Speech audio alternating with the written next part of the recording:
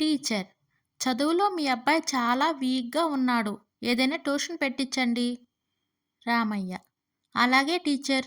మరి రాయడం బాగానే ఉందా? టీచర్: ఇది ఇంకా ఘోరం. వాడు రాసింది వాడికే అర్థం కాదు. రామయ్య: సూపర్. అయితే మా అబ్బాయి డాక్టర్ అవుతాడనమాట. బంటి: అమ్మా, నేను కొన్ని రోజులు ఇంటికి రాను. నా కోసం వెతకొద్దు. తల్లి: ఏమైంది? ఎక్కడికి వెళ్తావు? బంటి: మా టీచర్ చంద్రుడి మీద పాఠం చెప్తాను అంది. వెళ్ళి రావడానికి టైం పడుతుంది కదా. పూజ: ఈ ఏడాది పరీక్షల్లో ఫెయిల్ అయితే మా నాన్న పెళ్లి చేస్తానంటున్నాడే.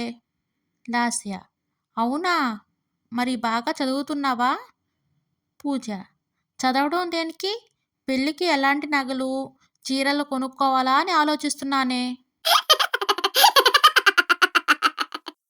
వసంత్: అరే బావా, కరెంటు పోయి గంట నుంచి లిఫ్ట్లో ఇరుక్కుపోయానురా. ఏమైనా చెయ్యరా. పవన్: నా బాధ ఎవరికి చెప్పుకోమంటావు బావా. కరెంటు లేక నేను గంట నుంచి ఎక్స్‌లేటర్ పైనే కూర్చున్నా.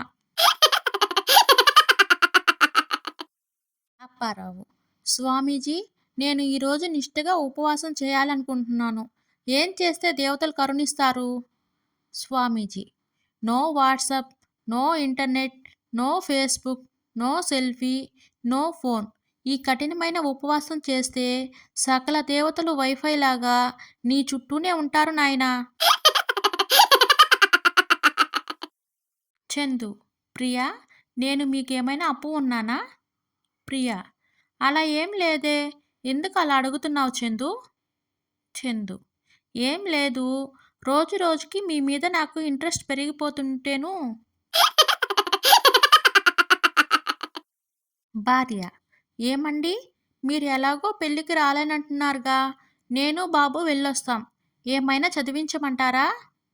భర్త: అక్కర్లేదు. పెళ్లి కూతురు ఎంటెక్, పెళ్లి కొడుకు ఎంబీఏ చదివారట. కనుక మనం కొత్తగా ఏం చదివించనక్కర్లేదు.